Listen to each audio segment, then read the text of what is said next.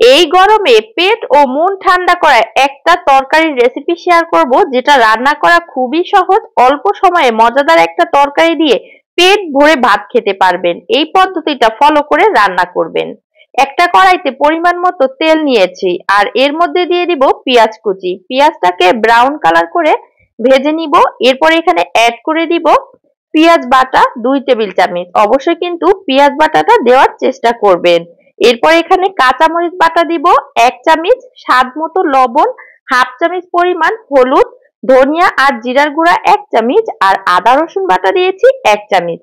অল্প করে পানি দিয়ে এবার খুব ভালো করে মশলাটাকে কষিয়ে নিতে হবে। রান্নার আসল স্বাদ তো এইখানেই। মশলাটা ভালো করে কষিয়ে এই পর্যায়ে দিয়ে দিব চিংড়ি মাছ। আমি এখানে বড় সাইজের চিংড়িগুলো মাঝখান থেকে কেটে 2 ভালি করে দিয়েছি। এরপরে মশলার সাথে ভালো করে কষিয়ে নিতে হবে।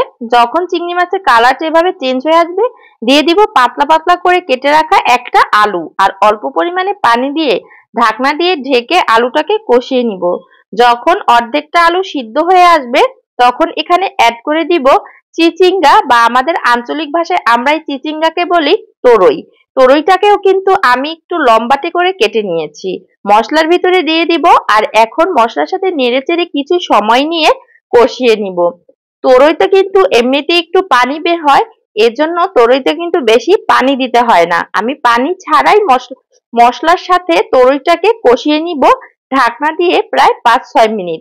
যখন তরই থেকে কিছুটা পানি ছেড়ে দিবে আর তরইটা একটু নরম হয়ে যাবে, তখন আমি ঢাকনাটা উঠিয়ে নিব। এরপরে এখানে অ্যাড করে দিব ঝোলের পানি।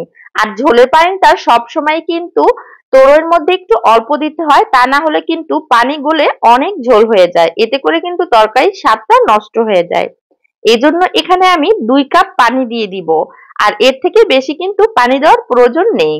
বাস পানি দিয়ে এই পর্যায়ে কিন্তু আমি ঢেকে দিব না, ঢাকনা ছাড়াই চুলার হাই হিটে তরকারিটা রান্না করে নিব। কিছু সময় রান্না করলে ঝোলের পানিটা টেনে যাবে, আর তরইগুলো কিন্তু নরম হয়ে সিদ্ধ হয়ে যাবে। দেখতেই পাচ্ছেন আমার তরকারিটা কিন্তু প্রায় হয়ে গিয়েছে। আর অল্প সময় একটু জাল দিয়ে নিব। এই পর্যায়ে যদি ধনিয়া পাতা থাকে তাহলে ধনিয়া পাতা অ্যাড করতে পারো।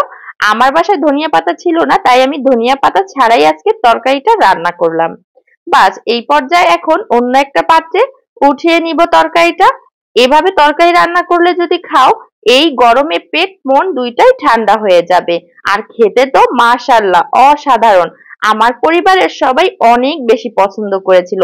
বিশেষ করে আমার হাজবেন্ড তো বলেছিল আজকের তরকারিটা অনেক মজা হয়েছিল। সে অনেক মজা করে খেয়েছে। তোমরাও কিন্তু ট্রাই করে দেখতে পারো। আর আজকের ভিডিওটা তোমাদের কাছে কেমন লাগলো অবশ্যই কিন্তু কমেন্ট করে জানাবে। আজকে এখানেই বিদায় নিচ্ছি। সবাই ভালো থাকবে। আল্লাহ হাফেজ।